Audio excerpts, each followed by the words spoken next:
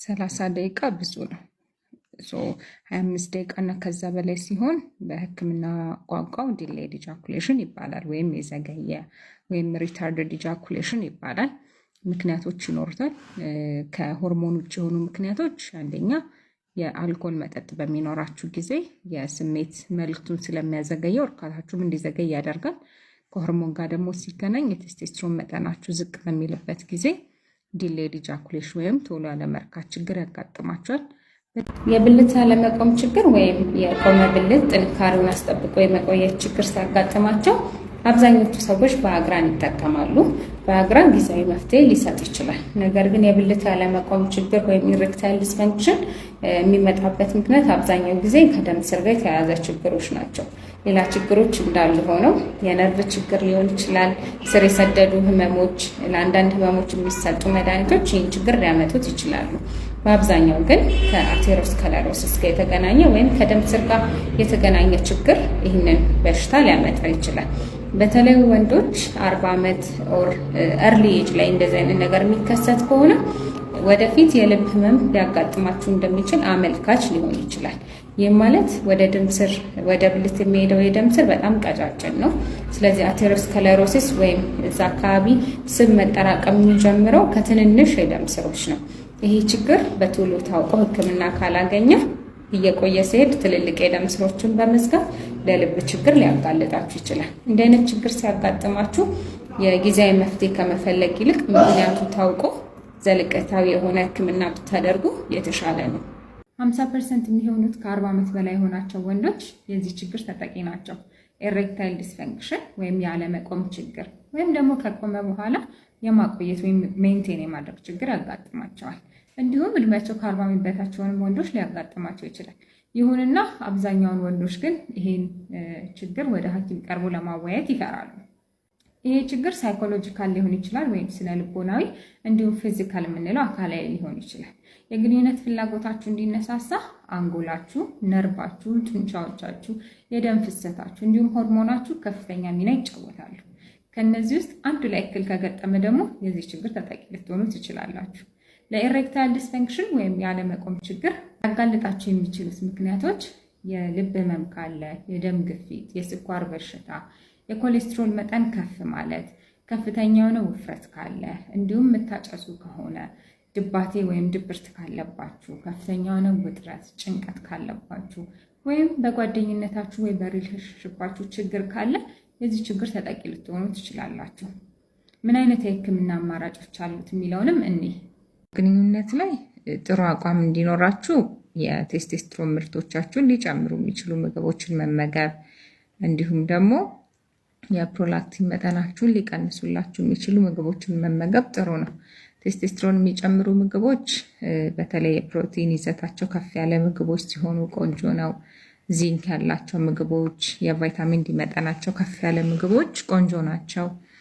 እንደ ሙዝ፣ አቮካዶ፣ አረንጓዴ አሁን እጅግ በጣም አሳሳቢ የሆነና በብዛት እየተስተዋለ ስለሚገኘው የወንዶች ብልት የመቆም ችግር ዛሬ በዚህ ቪዲዮ እናያለን ማለት ነው። እንግዲህ መጀመሪያ የሰው ልጅ ወሲባዊ ዑደትን ወይም ደግሞ ይሄ ሂውማን ሴክሹዋል ሪስፖንስ ሳይክል ምንድን ነው? ተመራማሪዎች ስለ ጤናማ የወሲብ ባህሪያቶች ብዙ ብለዋል። ከነዚህም መካከል ማስተርና ጆንሰን የተባሉ እጅግ በጣም የሚገራርሙ መጽሐፎችን ጽፈው ለዓለም ጀባ ብለዋል። ለመሆኑ ግን ይህ የሰው ልጅ ወሲባዊ ዑደት 4 የወሲብ ደረጃዎች ጠብቀው የሚከሰቱ የወሲብ ሂደቶች ናቸው ተብሎ ይታሰባል። ከነዚህም የመጀመሪያው መነቃቃት፣ ሁለተኛ ደረጃ ላይ ደግሞ ያለው ሙሉ ለሙሉ የአካልና የመራቢያ ክፍሎች ዝግጁነት፣ ሶስተኛው ደግሞ እርካታ ሲሆን አራተኛውና የመጨረሻው ደግሞ የመረጋጊያ ጊዜ በመባል ይታወቃሉ ማለት ነው።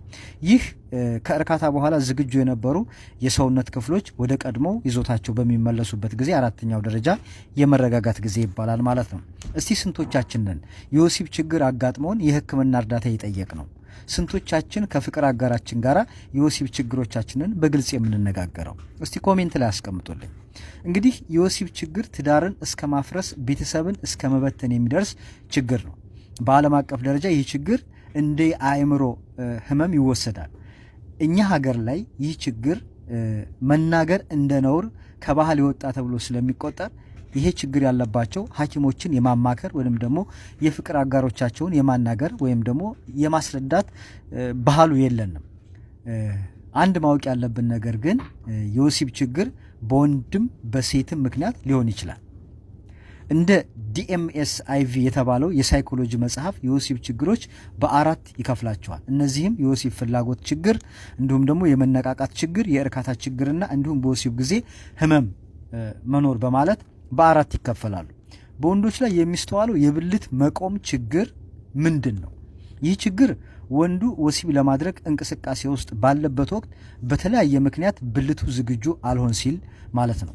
ይህ ችግር እድሜው እየጨመረ ሲሄድ በብዛት ይስተዋላል። በወንዶች ላይ እድሜያቸው እየገፋ በሚሄድበት ጊዜ ሊስተዋል ይችላል። ነገር ግን በወጣትነት እድሜ ላይ የሚታይበት ሁኔታም አለ። ይህ ችግር በዓለም አቀፍ ደረጃ በሚሊዮን የሚቆጠር ህዝብን እያጠቃ ያለ ጉዳይ ነው ማለት ነው። ምክንያቶቹስ ምን ሊሆኑ ይችላሉ?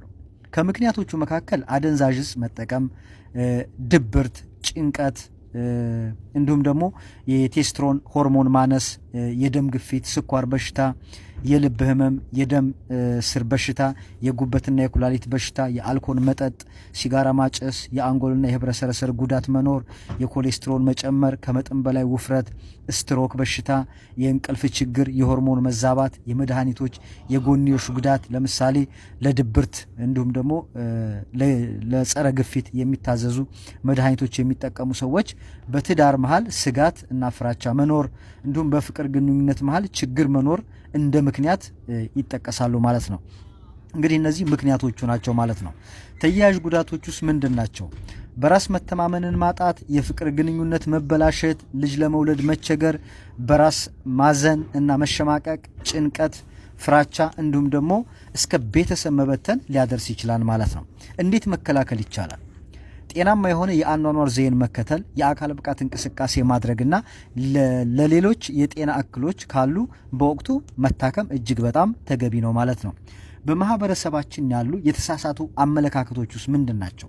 አንዳንድ ጊዜ በማህበረሰብ ውስጥ ይህ ችግር በወንድ ብቻ ወይም ደግሞ በሴቷ ብቻ ችግር ነው ተብሎ ማሰብ፣ የዚህ ችግር መኖርና በግልጽ ማውራት እንደ ነውር መቁጠርና ሕክምና እንደሌለው ተደርጎ ማሰብ።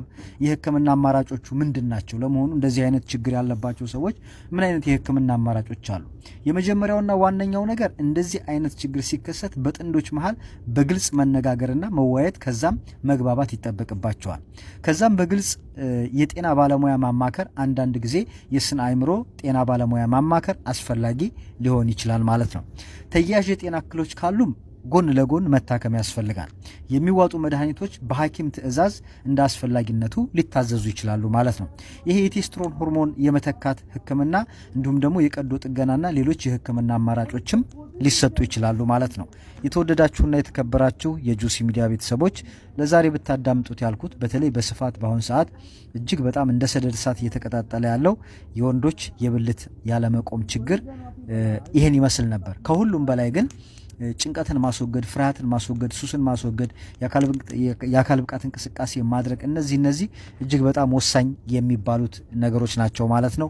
እንዲሁም ደግሞ ተያያዥ ችግሮች ካሉ እንደ ልብ ህመም፣ እንደ ጉበት፣ እንደ ኩላሊት እነዚህን መታከም፣ እንደ ስኳር በሽታ ያለ ካለ መታከም ያስፈልጋል ማለት ነው። ስለዚህ ለዛሬ ብታዳምጡት ያልኩት ይሄ ነበረ።